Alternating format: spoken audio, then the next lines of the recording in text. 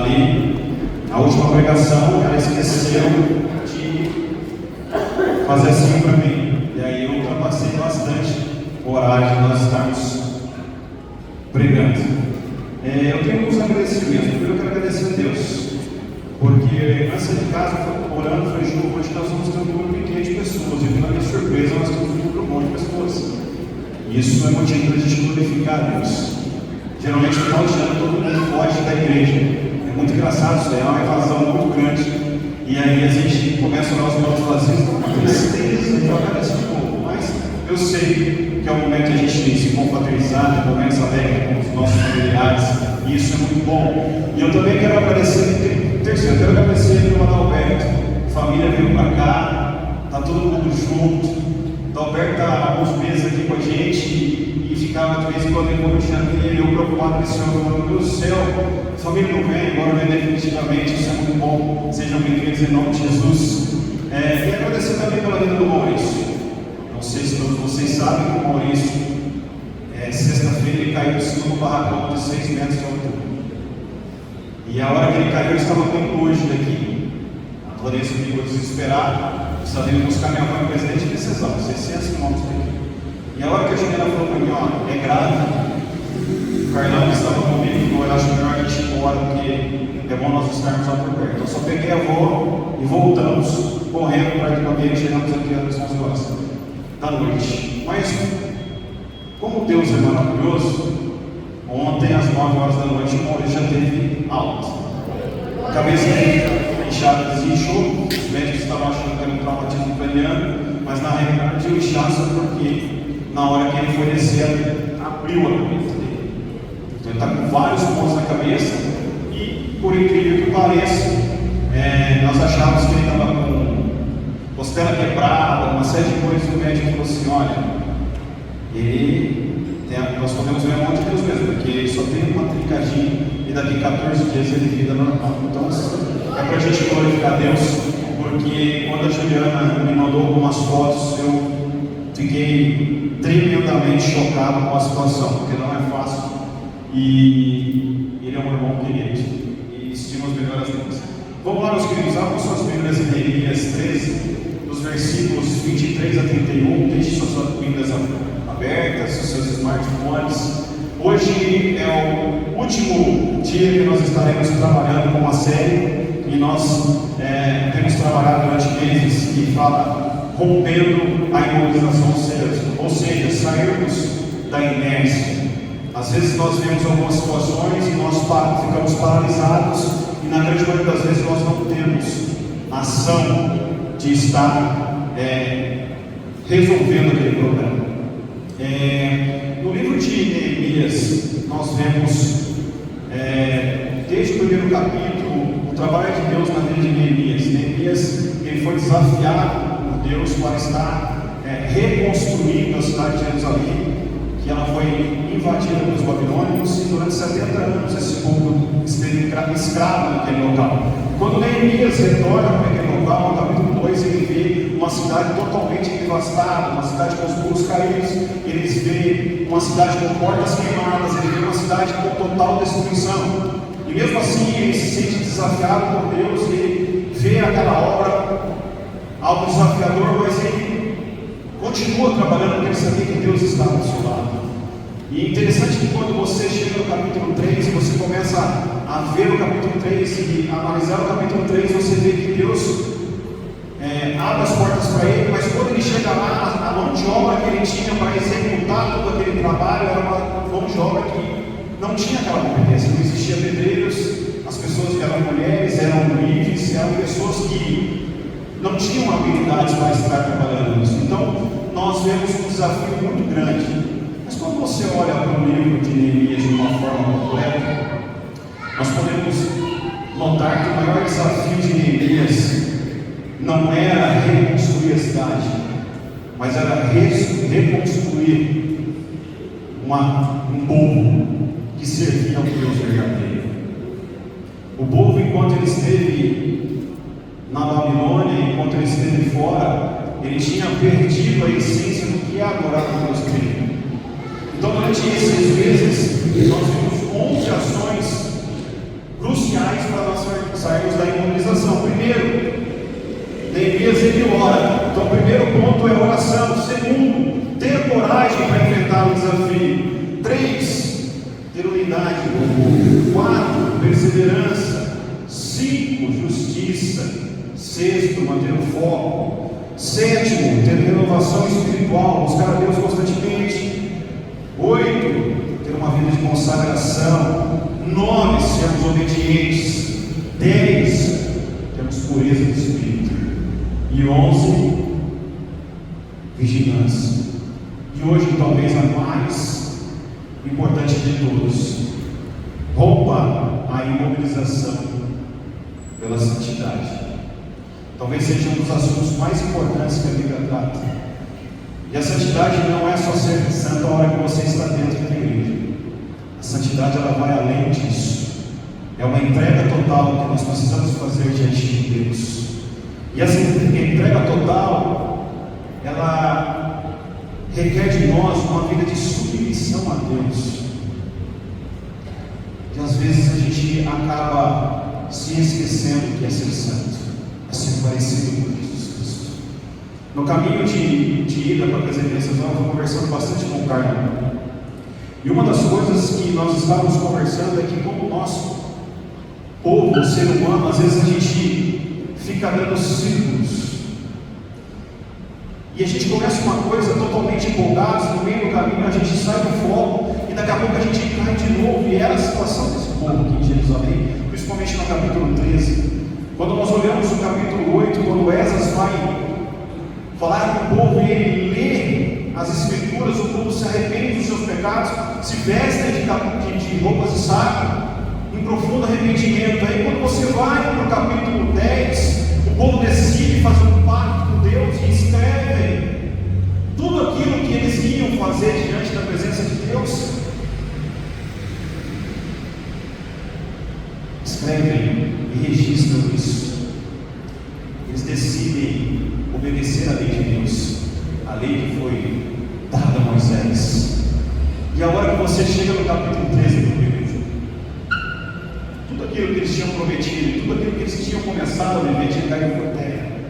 E Neemias chega novamente em Jerusalém, olha toda aquela situação e fica perplexo, e ele começa a tomar algumas atitudes, porque ele sabia que era necessário que o povo vivesse em santidade.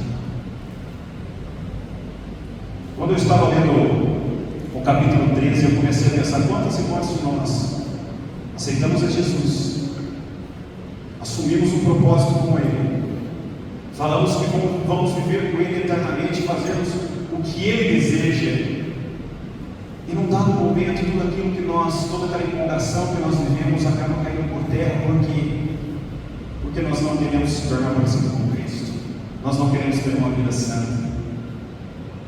É triste, meus filhos, mas é verdade. Quantos de nós já entraram dentro de várias igrejas e começam empolgados e acabam desanimando? Primeiro ponto, santidade no relacionamento. Neemias 13, versículos 23 e 24 dizem o seguinte. Deixa eu prender aqui, são minhas folhas, vamos lá.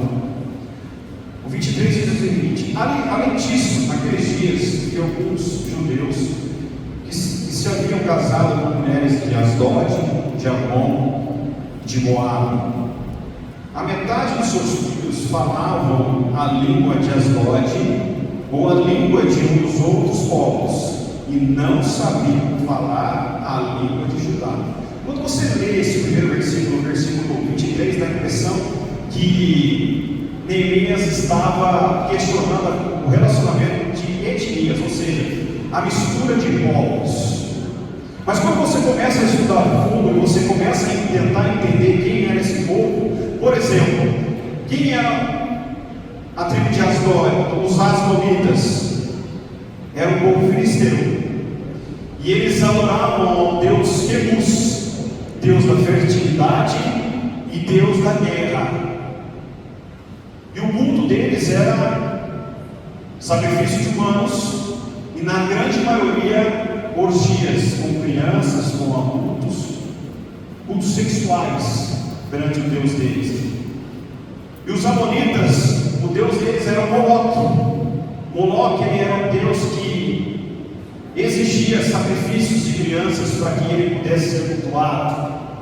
E os moabitas, o deus deles era Dagon, e Dagon também era o deus filisteu. Então, o que o povo tinha, as pessoas que o povo de hebreus tinham se misturado, eram povos que tinham uma ideologia de fé totalmente diferente, ao contrário do que Deus esperava deles.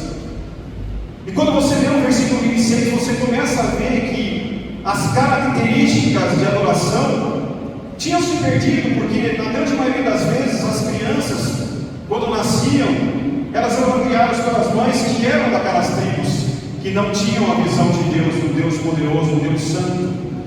E elas eram ensinadas desde pequenininha a língua e os seus deuses.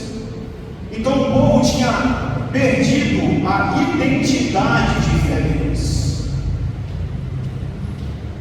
O apóstolo Paulo, em 2 Coríntios 6, do 14 ao 18, diz o seguinte: não se ponham em julgos igual com os descrentes. Como pode a justiça ser parceira com maldade?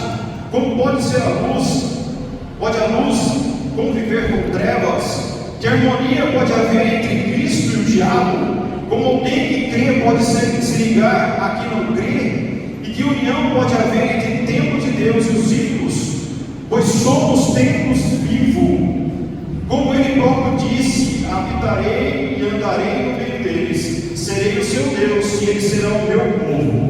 Portanto, afastem-se e separem-se deles, diz o Senhor. Não toquem coisas impuras, e eu os receberei. Aqui é uma condicional.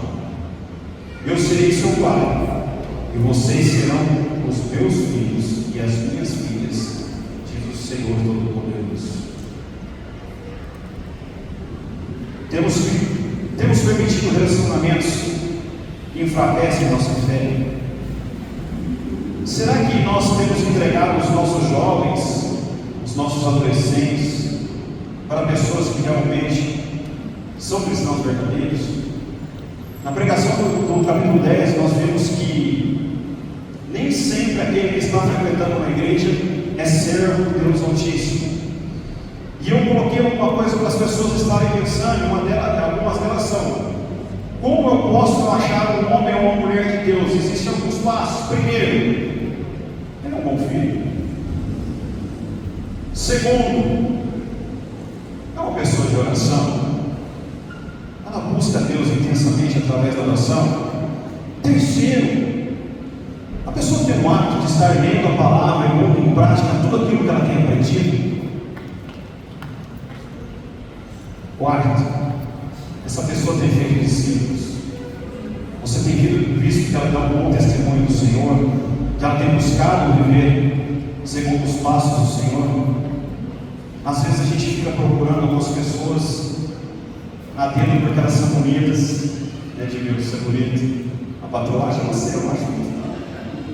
Mas geralmente nós procuramos a pessoa por afeição, pelas características. O que a Bíblia nos ensina é totalmente diferente. Nós temos que procurar pessoas que realmente estão servindo a Deus. Se eu sou um servo de Deus, eu tenho que procurar alguém que tenha a mesma mentalidade que a minha. Se você parar para pensar no texto, às vezes dá para imaginar a confusão que deveria ser dentro do lar dessas pessoas. O pai servindo a um Deus verdadeiro e a mãe puxando para o outro lado. É um cabo de guerra. E na grande maioria das vezes, um dos dois perde. Geralmente são aqueles que não adoram ao Deus verdadeiro. Mateus Perry diz o seguinte: um coração dividido nunca será um coração santo. Um coração dividido nunca será um coração santo. Segundo ponto, no versículo 13, no capítulo 13, 26, diz o seguinte: Neemias usa um exemplo de um homem muito sábio também. Não foi por causa do casamento como esses que Salomão, rei de Israel, pecou? Entre as muitas nações não havia rei algum como ele. Ele era amado por Deus. seu Deus. E Deus fez rei sobre todo Israel, mas até mesmo ele foi induzido a um pecado por mulheres estrangeiras. Quem foi Salomão na Bíblia? Na grande maioria das vezes, quando a gente fala quem foi Salomão, a primeira coisa que vem nas nossas mentes foi um homem que teve 700 mulheres e 300 concubinas. São 1000 mulheres. Dá para você imaginar como era a cabeça desse homem? Um monte de mulher falando ao mesmo tempo, querendo várias coisas ao mesmo tempo.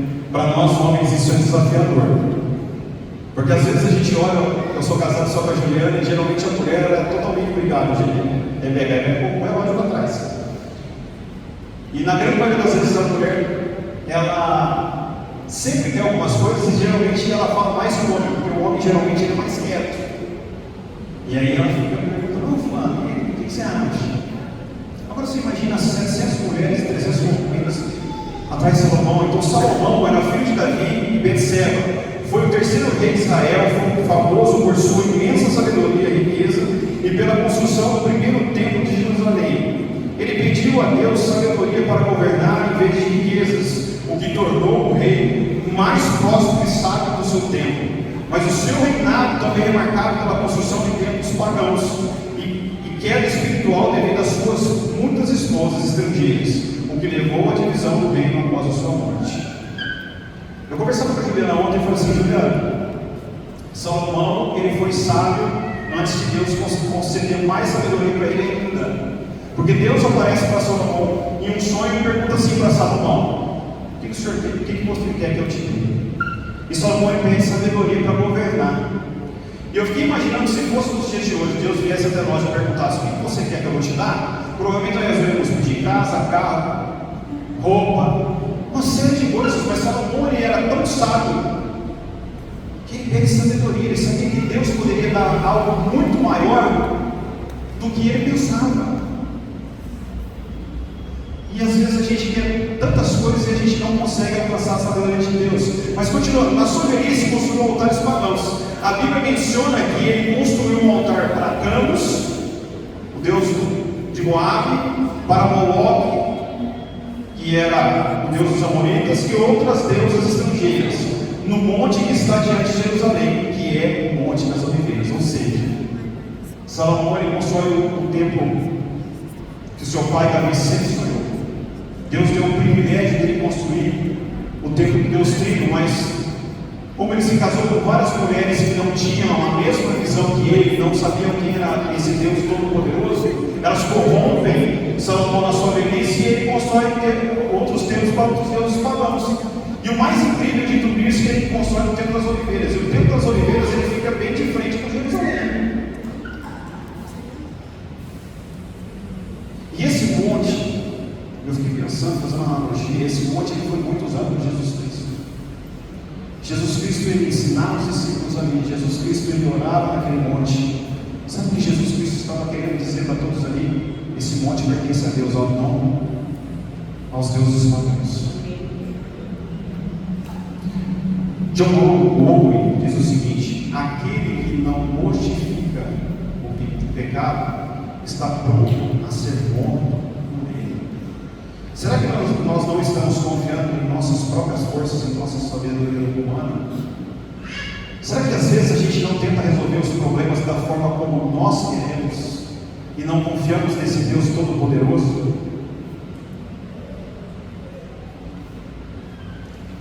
No versículo 25, Neemias continua fazendo o seu trabalho. Eu os repreendi e invoquei maldição sobre eles, bati em alguns deles e arranquei os seus cabelos. Fiz com que jurassem em nome de Deus e disse-lhes: não consintam mais em dar as suas filhas em casamento aos filhos deles, nem haja casamento das filhas deles com os filhos de vocês. A hora que você pega esse versículo aqui, você começa a analisar ele, você começa a imaginar que Neemias ficou doido. Porque ele chega batendo, arrancando cabelos, e na época era muito comum as pessoas terem barbas grandes. A hora que fala cabelos aqui é barba e cabelo. Ele chega puxando e arrancando tudo.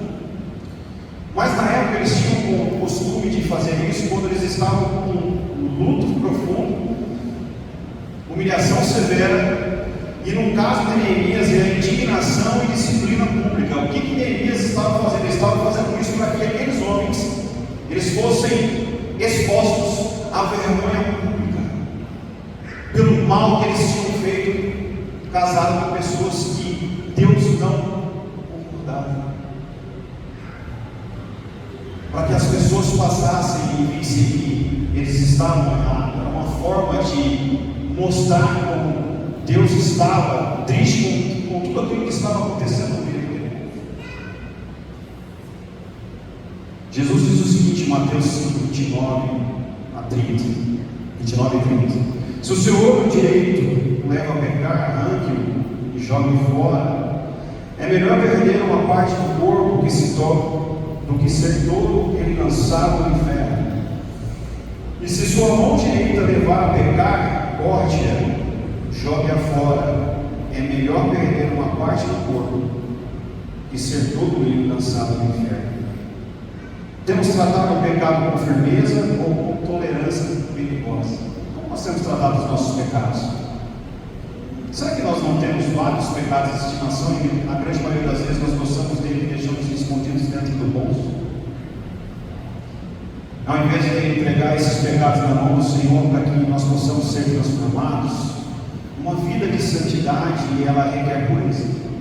Uma vida de santidade ela requer transformação genuína. E nós precisamos entregar esses pecados para o Senhor e deixar que Ele age nas nossas vidas. E às vezes nós queremos ficar com isso dentro de nós porque isso aquece o nosso ego. Charles Spurgeon diz o seguinte: matar o pecado é um trabalho diário de todo crente. É uma luta constante, meus filhos. É todo dia. A nossa mente, na grande maioria das vezes, ela é má. Às vezes passa uma pessoa e você olha e você já faz um pré-julgamento sobre ela e você não sabe quem ela é de verdade. E fazer pré-julgamento também é pecado. Às vezes a gente acha que não é, e às vezes a gente faz até alguns comentários que são verdadeiros, e isso começa a adotar algumas coisas nos nossos corações, e isso também acaba sendo afetado por outras pessoas, porque nós passamos isso na grande maioria das vezes adiante. Nós precisamos reavaliar como nós temos agido em determinadas situações. Segundo ponto, a santidade do sacerdócio. Neemias 13, 28 diz o seguinte: os filhos de Joiada, filho do sumo sacerdote Eleazar, era genro de Sambalate, o Horonita, e eu o expulsei para longe de mim. Vejam só, Neemias ele pega esse homem e expulsa para longe. E a hora que você lê esse texto, talvez você não entenda quem era Sambalate. Sambalate era um dos inimigos do Senhor. Sambalate ele tinha feito de tudo para prejudicar a reconstrução da cidade. Ele tinha feito de tudo para atrapalhar Neemias. E um dos filhos do sacerdote pega este homem e coloca dentro da sua própria casa. Ele se casa com a sua própria filha, profanando o nome do Senhor. O sacerdote ele não poderia nunca ter se casado com esse tipo de mulher. O sacerdote ele fez uma aliança entre o sacerdote e o inimigo, e isso diante de Deus é inconcebível. Será que nós temos permitido que o ministério seja contaminado por alianças mundanas? E a hora que eu falo de ministério não é só o pastor que está em cima do púlpito que ele pode fazer esse tipo de aliança. Todos nós estamos envolvidos em algum tipo de ministério, mas o ministério principal de todos nós é pregar o Evangelho a toda criatura. Cumprir o ID. Como você vê esse ministério? Esse ministério é santo na sua vida.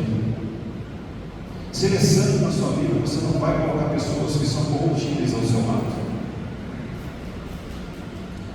John Stott diz o seguinte: nada enfraquece mais a igreja do que líderes corrompidos. Nós vivemos um tempo muito difícil, meus filhos, onde o Evangelho ele virou um lugar de gratidão.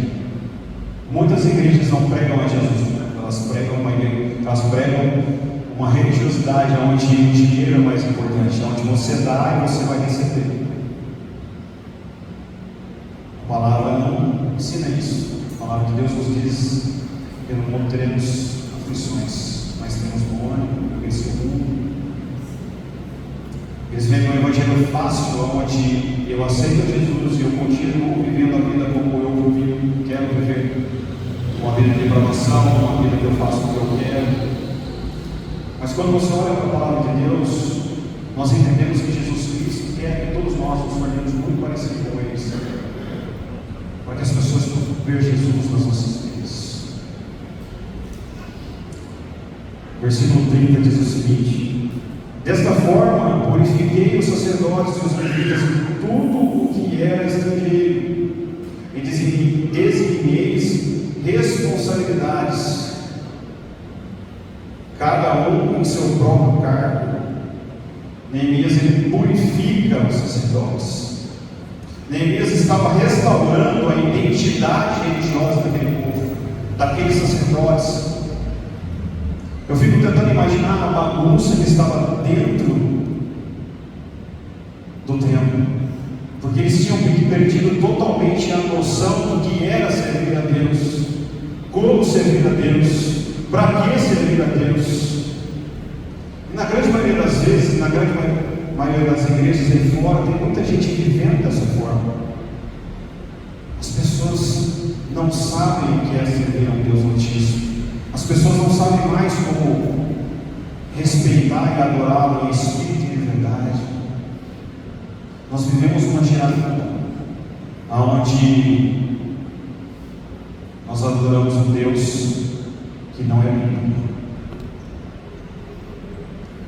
Interessante quando você olha a situação desse povo, olha a situação dos sacerdotes, e você olha o capítulo 3, a hora que começa, Neemias, ele começa fazendo o quê? Lendo a palavra.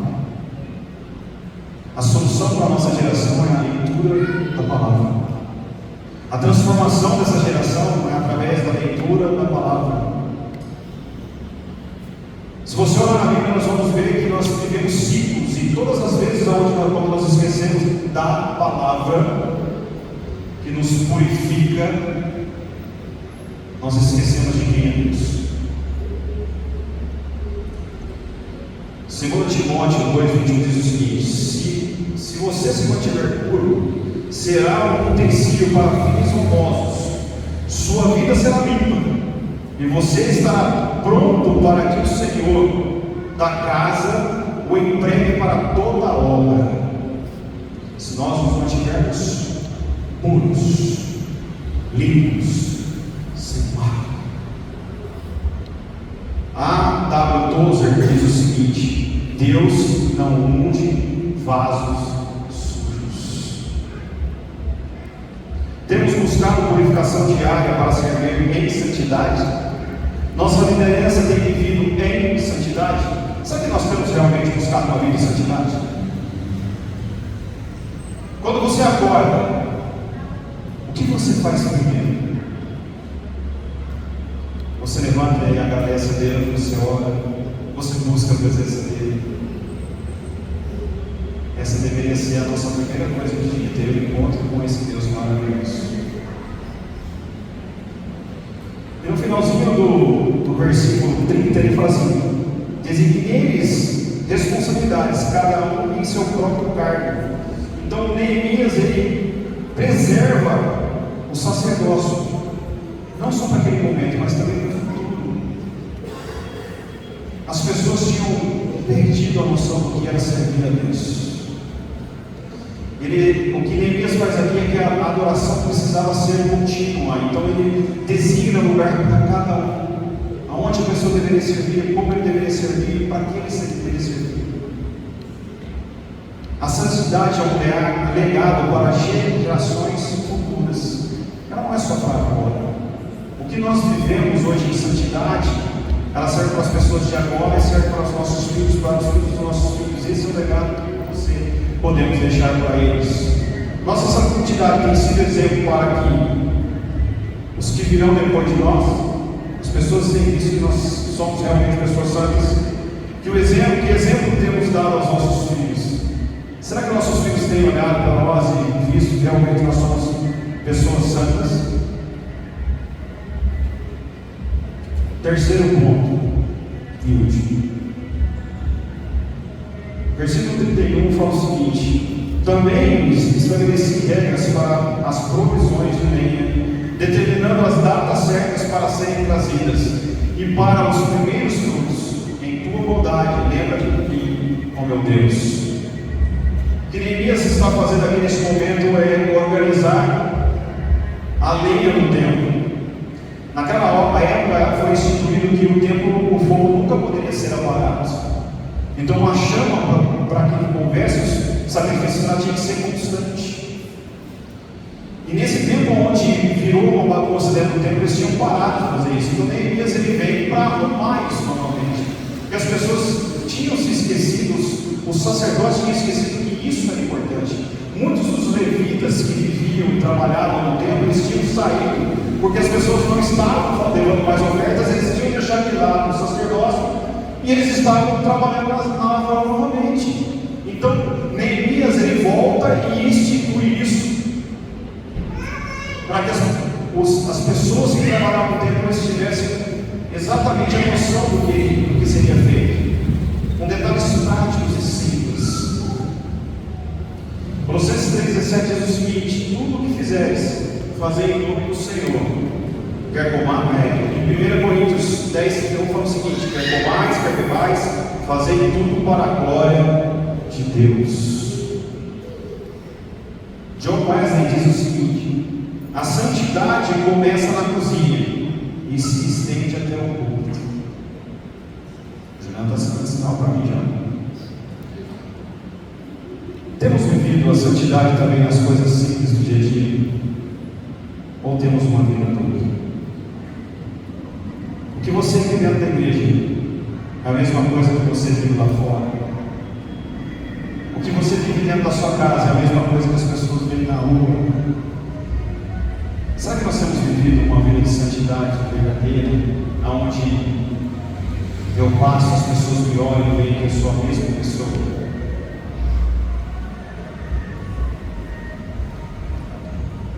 No finalzinho do versículo, Neemias termina assim. Neemias encerra dizendo: lembra-te disso em meu favor, meu Deus. Sua vida de santidade não termina em ações externas, mas em um relacionamento íntimo com Deus. O que Neemias está fazendo aqui é uma oração, algo simples de ser feito. Em Mateus 6,6, Jesus diz o seguinte: mas quando você orar, vá para o seu quarto, feche a porta e ore para o seu Pai, que está em secreto. Então seu Pai que vem em secreto o recompensará. Você tem vida de oração? Você tem vida de intimidade com Deus? Se você quer ter uma vida santa, além de ler a palavra de Deus, você tem que orar. E orar não é ficar fazendo orações repetitivas, como muitos fazem. Não é ter uma oração formal com Deus, mas é você se humilhar diante da presença dEle e falar o que você está sentindo, sem medo, sem vergonha. Sabe aquela coisa gostosa quando você conversa com alguém que você gosta muito, que você ama muito? Uma intimidade verdadeira, onde você abre o seu coração, Ele está te ouvindo sem te criticar. E o interessante é que antes mesmo de você falar, Ele sabe exatamente o que você vai pedir, mas Ele precisa ouvir isso da sua boca. Isso é intimidade. Se nós temos vergonha de apresentar os nossos pedidos para o Senhor, nós precisamos reavaliar os nossos pedidos, porque na grande maioria não são da vontade dEle. Porque quando nós queremos falar com Ele, nós não temos vergonha, porque é algo especial. No versículo, quando fala sobre Salomão, o versículo fala que Deus amava Salomão. Nós precisamos entender que Deus também nos ama. Se Ele não nos amasse, Ele não tinha enviado Jesus Cristo para morrer em nosso lugar. Nós estamos pertinho de Natal. Faltam alguns dias. E geralmente nós comemoramos Jesus Cristo nascendo. E isso é muito importante, mas nós deveríamos comemorar também Jesus que nasceu, morreu e ressuscitou. Ele está vivo para sempre, eternamente. E esse Jesus, Ele quer nascer dentro do seu coração. Não também isso. Ele quer aflorar dentro de você. Nossa santidade tem sido sustentada pela comunhão constante com Deus. Você tem comunhão com Deus? Ou vivemos uma religiosidade superficial? Se nós vivemos uma religiosidade superficial, nós não temos coragem de falar com esse Deus Todo-Poderoso. Na grande maioria das vezes nós temos medo dele. Aqui faço o meu quarto. Mas escolha um lugar onde você pode ter um momento especial com Ele. Pode ser um quarto ou um banheiro. Normalmente, meus queridos, eu me escondo dentro do banheiro, trago a porta, dobro meu joelho e começo a falar com Ele todo dia. Porque eu sei que ali ninguém vai me incomodar. Talvez você tenha um outro lugar, uma cozinha, um quartinho de guerra no fundo do seu quarto, da sua casa. Algumas pessoas hoje tentam fugir para o monte. O monte não tem nada milagroso. O nosso pastor Ezra, ele também, de vez em quando, vai para o monte, né? Só que ele vai porque ele quer ter o quê? Paz e sossego, um momento especial com Deus. Não é que o monte tem algo espetacular, não é isso. Ele quer ter intimidade, sem ninguém atrapalhar, sem o celular tocar, sem pessoas baterem na porta. É isso que está falando esse versículo. Tenha um momento especial com esse Deus Todo-Poderoso. E no fechamento de Neemias, ele encerra a sua narrativa com a lembrança diante de Deus. Ele fala: lembra-te disso em meu favor, ó Deus. Sua liderança não foi perfeita, mas foi santa e fiel. A santidade não é a ausência de falhas. Entendam isso. Nós não somos perfeitos. E às vezes nós podemos dar algumas derrapadas, mas nós precisamos reerguer, focar em Cristo e deixar aquilo para trás, e viver uma vida de santidade. Mas a vida entrega a Deus. A santidade não é ausência de falhas, mas vida entrega a Deus até o fim. Persistência. Paulo diz o seguinte, 2 Timóteo 4,7: combati o bom combate, completei a carreira, guardei a fé. O que Paulo está falando? Eu lutei. E essa luta não é contra qualquer coisa, é contra a própria carne. Não é fácil você levantar de manhã e dobrar o joelho e começar a falar com Deus. É fácil? Sabe qual que seria a nossa vontade muitas vezes? Ficar na cama deitado e dormir. É desafiador, mas é necessário nós viver isso. E Paulo continua: eu completei a carreira, o Senhor determinou para mim, eu fiz. E a fé jamais eu vou perder. Se a sua vida terminasse hoje, seríamos lembrados por santidade e fidelidade? Hernandes Dias Lopes diz o seguinte: não se mede um líder pela intensidade do começo, mas pela integridade do fim. Persistência. Busca constante esse Deus Todo-Poderoso. E para concluirmos, estou vendo aí,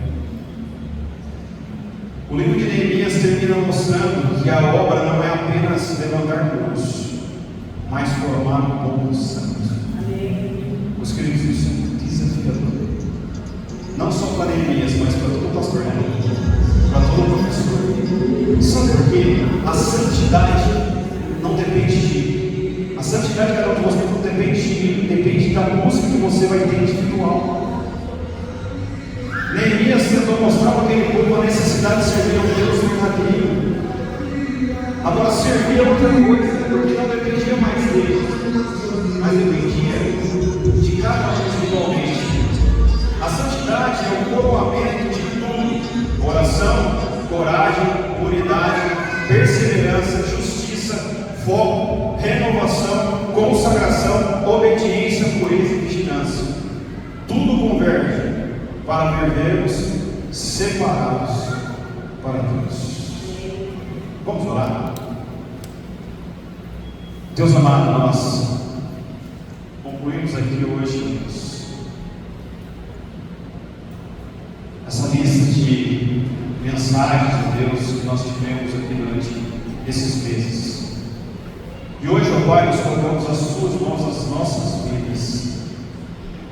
E eu peço misericórdia, Deus, na Tua presença, Deus, para que nós possamos viver uma vida em santidade, ó Pai. Nós temos o Teu Santo Espírito, ó Pai, habitando em nossas vidas, manifestando, ó Pai, a Tua graça claramente, ó Pai, em cada um de nós. E nós pedimos, ó Deus, que nós possamos ser submissos ao Senhor, ó Pai. Que mesmo em meio a lutas, ó Pai, o Senhor possa, ó Pai, estar trabalhando em nossos corações, ó Deus. Que nós possamos estar lendo a Tua palavra, ó Deus. Que nós possamos estar obedecendo, ó Deus, o que o Senhor descreve na Tua palavra, para que nós não nos associemos com pessoas que o Senhor não quer que nós nos associemos, ó Deus. Nós estamos diante da Tua presença, ó Pai, firmando um compromisso, que nós a cada dia nos tornaremos muito mais parecidos com o Senhor, para que as pessoas possam ver, ó Pai, que nós somos pessoas diferentes, e que as pessoas, ó Pai, possam também ver, ó Pai, que nós estamos deixando um legado maravilhoso, ó Pai, de fé para os nossos filhos, para os nossos amigos, para a nossa sociedade, ó Deus, que na grande maioria das vezes ela tem vivido em corrupção. Tenha misericórdia do Teu povo.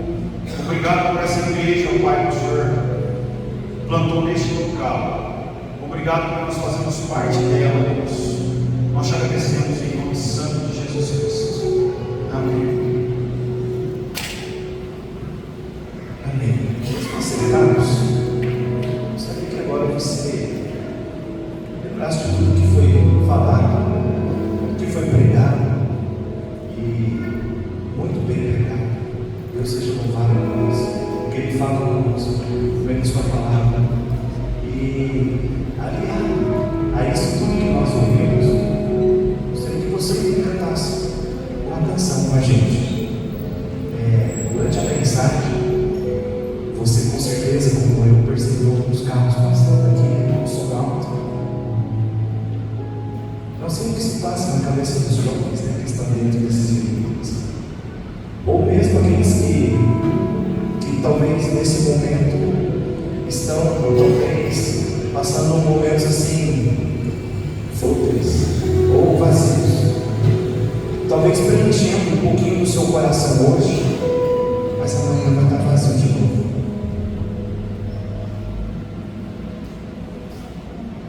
É tempo de nós fazermos alguma coisa.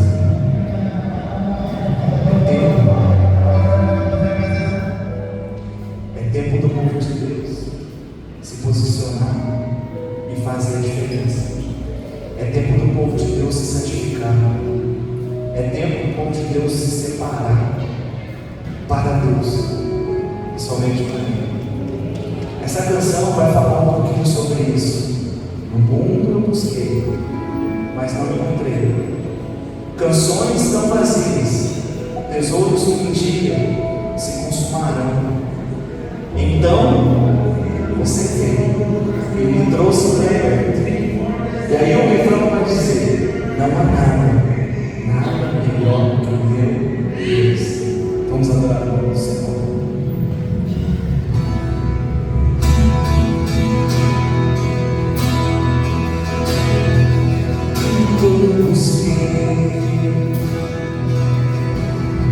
Mas também encheu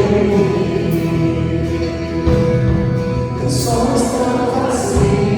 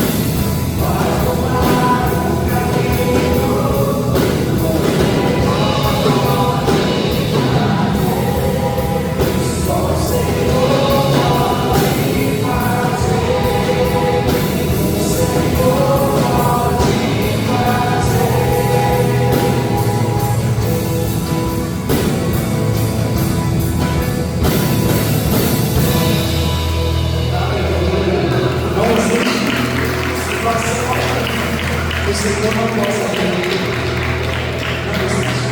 Ele está no controle. Descanse no Senhor. Santifique a sua vida e viva próximo dele todos os dias.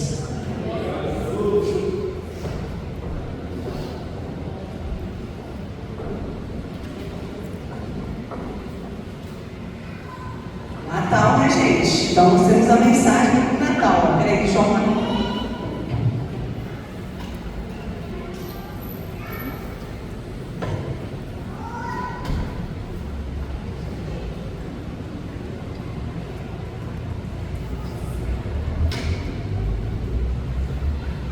Que alegria poder participar e terminar essa série, coisas maravilhosas. Deus é bom, Ele nos chama a santidade. Jesus foi aquele homem que viveu santo para nos dar um exemplo. E a gente vai falar sobre o Natal agora. Eu vou ler para vocês um texto que eu escrevi. Foi muito interessante pensar sobre isso, porque eu não li a mensagem do Rodrigo, meu marido, eu não sabia as músicas escolhidas pelo pastor Rodrigo, mas tudo vai se encaixar, porque é plano de Deus. Natal. Nossa meditação de Natal deste ano é baseada no texto de Lucas 2, de 1 a 7. Jesus nasceu. Nasceu numa circunstância talvez difícil e diferente. Ele nasceu de uma virgem chamada Maria. Mas ela tinha um homem que prometeu um casamento. E era importante que eles fossem para outra cidade. Eles estavam em Nazaré e eles precisavam ir para Belém. Naqueles dias, César Augusto, que era o líder da época, publicou um decreto ordenando um recenseamento de todo o Império Romano. Este foi o primeiro recenseamento feito por Quirino, o governador da Síria. E todos iam para a sua cidade natal para alistar-se. Assim José também foi para a cidade de Nazaré da Galiléia, para a Judéia, para Belém, cidade de Davi, porque pertencia à linhagem de Davi. Existia uma promessa de Jesus que o Messias nasceria em Belém. Ele foi a fim de alistar-se, e Maria estava prometida em casamento e esperava o filho. Enquanto estavam lá, chegou o tempo do bebê nascer, e ela deu à luz ao seu primogênito. Preste bem atenção agora. Envolveu em panos e o colocou numa manjedoura,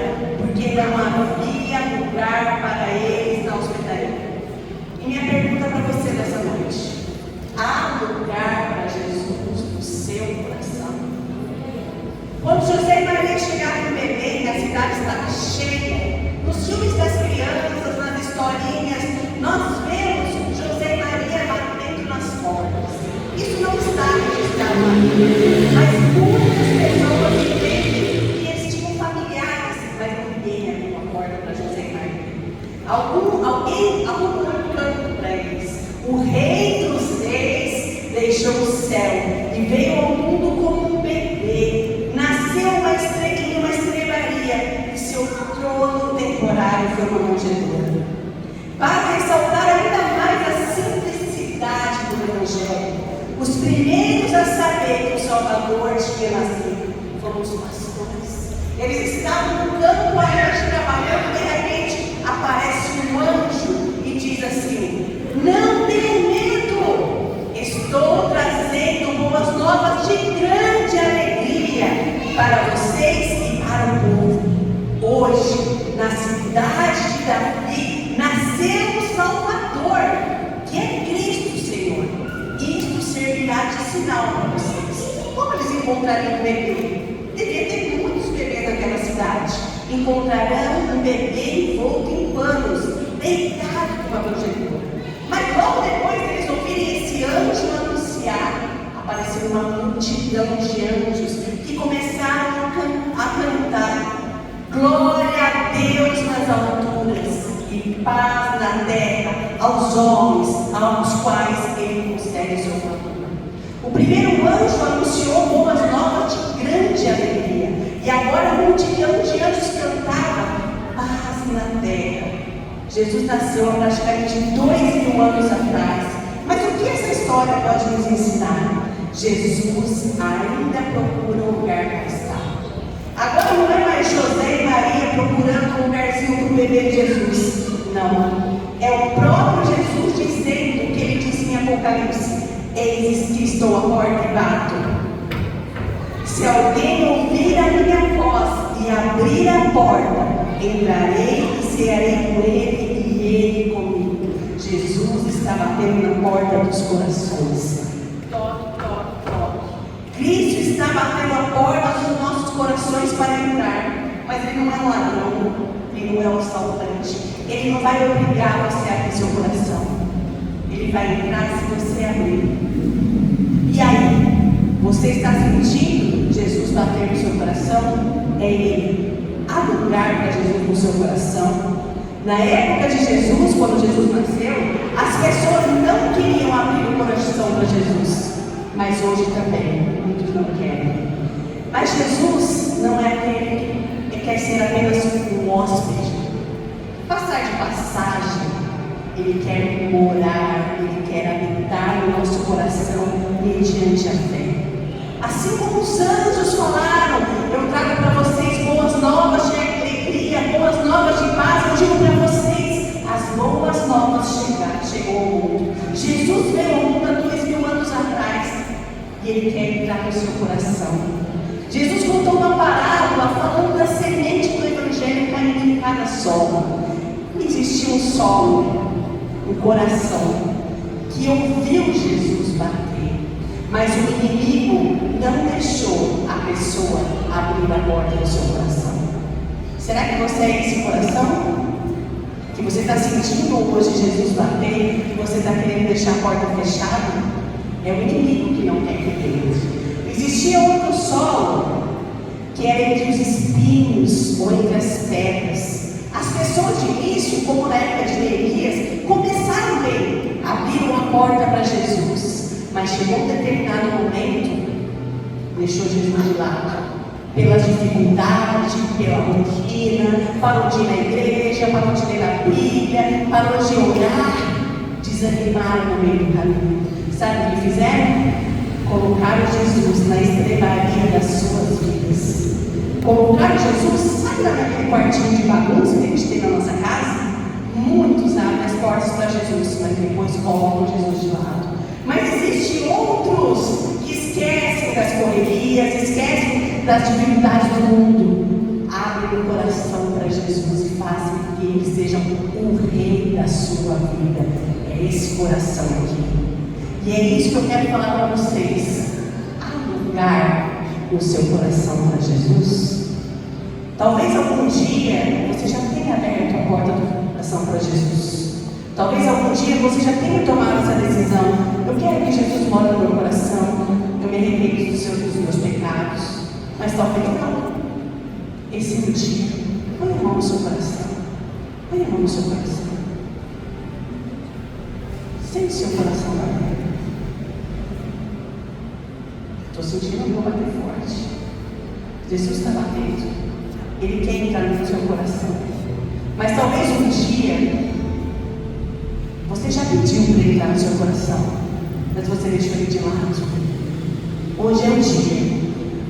Hoje é o dia. Natal é nascimento, Natal é esperança, Natal é vida nova. Hoje é o dia de você pôr Jesus para dentro de novo. A gente cantou que ele deve ser o nosso rei, não é? Nós cantamos que ele deve ser o nosso rei. Toma o seu lugar, Senhor, e reina sobre minha vida. Tira Jesus do quartinho, põe ele como rei da sua vida. E ele promete para você, ele quer entrar onde há tristeza e trazer alegria.